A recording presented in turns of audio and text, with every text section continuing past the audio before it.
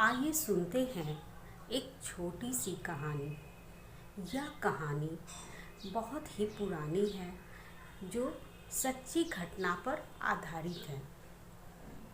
यह कहानी रमेश की है। रमेश एक रात को अपने कमरे में सो रहा था।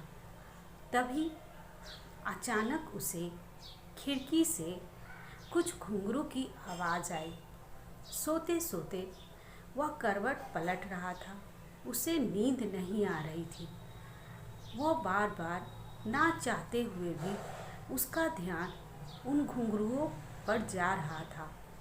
वह बार बार उस घुंघरू की आवाज़ को सुन रहा था। उसे कुछ समझ में नहीं आ रहा था। कुछ देर के बाद उसे किसी औरत की रोने की आवाज़ आने लगी। वह और बेचैन हो गया। बेचैनी उसकी इतनी बढ़ गई कि वह बिस्तर से उठकर उसने जब खिड़की खोली तो सामने देखता है कि रीना भाभी को एक काला साया हाथ पकड़कर कहीं लेकर जा रहा था। वह यह देखकर घबरा गया और उसने जल्दी से खिड़की बंद की और सो गया। जैसे ही सुबह होती है पता चलता है कि रीना भाभी एक बच्चे को जन्म देते हुए उसकी मृत्यु हो गई। यह सुनते ही उसके दिल दिमाग काम करना बंद कर दिया। वो अजीब सी सोच में पड़ गया। उसे ये समझ में नहीं आ रहा था कि कल रात को उसने जो महसूस किया, उसने जो देखा, क्या वह सही था। वह चुपचाप किसी को भी वह यह बात नहीं बताता है। वह बात अपने मन में ही रखता है और धीरे धीरे रात होने लगती है। वह रात में अपने कमरे में जाकर सोता है। उसके बगल वाले कमरे में उसके भैया भाभी और उसका भतीजा सोया रहता था और वह बगल के कमरे में अकेले ही सोता था।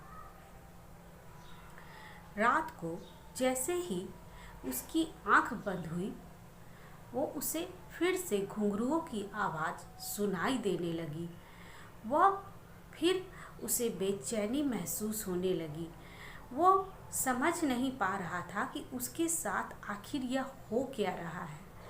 फिर उसने उठकर जैसे ही खिड़की खोली, सामने में रीना भाभी का काला साया नजर आया। वह साया धीरे धीरे खिड़की से कमरे में प्रवेश कर गया और वह रीना भाभी का साया को देखकर वह इतना डर गया कि वह कमरे से भागने लगा। भागते भागते वह सीढ़ियों से गिर गया और बेहोश हो गया। जब सुबह होती है तब उसके भैया भाभी देखते हैं कि वह सीढ़ियों के नीचे बेहोश पड़ा है। सभी उसे उठाकर कमरे में लाते हैं। उसे डॉक्टर से दिखाते हैं, लेकिन उसे उसकी तबीयत में कोई सुधार नहीं होता है। जैसे ही वो आंखें खोलता है उसे रीना भाभी का साया चारों तरफ नज़र आता है। वह बहुत कोशिश करता है कि वह अपने भैया भाभी को इस बारे में बताए, लेकिन जैसे ही वह बताने की कोशिश करता है रीना भाभी का साया उसकी आंखों के सामने आ जाता है और उसे वो सच्चाई बताने नहीं देता है। वह पागलों की तरह व्यवहार करने लगा। बेचैनी महसूस करता, उसे नींद नहीं आती, आंखों के नीचे गड्ढे पड़ गए। वह पागलों की भांति बुदबुदाता रहता। उसके भैया भाभी को यह समझ में नहीं आ रहा था कि उसके साथ आखिर हो क्या रहा है। एक दिन उसके भैया भाभी को लगा कि उसके कमरे में कोई है। उसके भैया भाभी जैसे ही कमरा खोलकर अंदर जाते हैं वह देखते हैं कि वह रीना भाभी के बच्चे को गोद में लिए हुए लोरी सुना रहा है। यह देखकर उसकी भाभी बहुत डर जाती है। उसे समझ में आ जाता है कि इस पर काला साया का प्रवेश हो चुका है। वह एक तांत्रिक के पास जाती है और उसे बुलाकर लाती है और सारी घटना उस तांत्रिक को बताती है।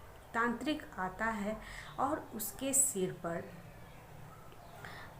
पर भभूत लगाता है। जैसे ही भभूत लगाता है वह चिल्लाने लगता है और ज़ोर ज़ोर से कहता है, तुम यहाँ क्यों आए हो? यहाँ से चले जाओ। और वो जानवरों की भांति 4 पैर पर दीवारों पर चलने लगता है और गुर्राता है और कहता है, तुम यहाँ से चले जाओ, नहीं तो मैं तुम्हें जान से मार दूंगा। तांत्रिक उस पर जल छिड़कता है, उस पे भभूत लगाता है। वह थोड़ी देर के लिए बेहोश हो जाता है। लोग यह सब देखकर परेशान हो जाते हैं। तभी तांत्रिक बताता है कि इस पर रीना भाभी का साया है, वह अपने बच्चे को लेने आई है। तांत्रिक बोलता है उसके भैया भाभी को कि जाओ रीना भाभी के पति को बुला के लाओ। वह जैसे ही होश में आता है फिर वह चिल्लाने लगता है और तांत्रिक कुछ मंत्र पढ़ने लगता है। मंत्र की आवाज़ सुनकर वह पूरा उग्र रूप में आ जाती है और वह अपने असली चेहरा उस तांत्रिक को दिखाती है और कहती है कि मैं इसे नहीं छोड़ूंगी। तभी तांत्रिक कहता है कि तुम्हारा इसने क्या बिगाड़ा है? तुम इसे क्यों परेशान कर रही हो? तुम यहाँ से चली जाओ। वह कहती है कि इसने मुझे सही क्रिया करने नहीं दिया और मुझे टोका, मुझे देखा, इसीलिए मैं इसे अपने साथ लेकर जाऊंगी। तांत्रिक पूछता है, तुम यहाँ वापस क्यों आई हो? तभी रीना भाभी कहती है कि मैं अपने बच्चे को लेने आई हूँ, मैं अपने बच्चे को लेकर जाऊंगी। तांत्रिक उस पर मंत्र का जाप करने लगता है। वह चीखने चिल्लाने लगती है और उसके भैया भाभी सभी को डराने की कोशिश करती है। वह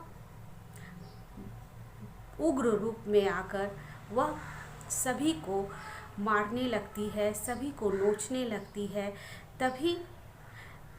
तभी तांत्रिक एक गोल घेरा बनाता है और उसके भैया भाभी को उसके अंदर बिठा देता है और कहता है कि आप लोग कुछ भी हो जाए इस घेरे से बाहर नहीं आइएगा। और तांत्रिक मंत्र का उच्चारण करने लगता है। वह चारों तरफ जानवरों की भांति घूमने लगती है और जब देखती है कि वह किसी को नुकसान नहीं पहुंचा पा रही है तो वह चीखने लगती है, चिल्लाने लगती है। तभी तांत्रिक रीना के पति को बुलाता है और उससे कहता है कि अब आप अपनी पत्नी को खुद ही समझा सकते हैं, वो सिर्फ आपका ही बात मानेगी, नहीं तो यह इसे भी जान से मार देगी। तांत्रिक मंत्र का उच्चारण करता है और वो गोल घेरा में उसे ले लेता है और उस पर मंत्र पढ़ने लगता है। रीना जैसे ही अपने पति को देखती है, वो अपने पति को देखकर थोड़ी देर के लिए भावुक हो जाती है। उसका पति कहता है, तुम क्यों वापस आई हो? रीना बोलती है कि मैं अपने बच्चे को लेने आई हूँ, मैं अपने बच्चे के बिना नहीं रह सकती। तभी उसका पति समझाता है कि अब तो तुम दूसरी दुनिया में चली गई हो, तुम अपने बच्चे की चिंता मत करो, मैं इसका अच्छे से परवरिश करूँगा और तुम इसे छोड़ दो। वह अपने पति की बातों को सुनकर भावुक हो जाती है। तांत्रिक उस पे मंत्र का उच्चारण करता रहता है और जैसे ही गंगा जल उस पे छिड़कता है वैसे ही वह आत्मा उसे छोड़कर चली जाती है।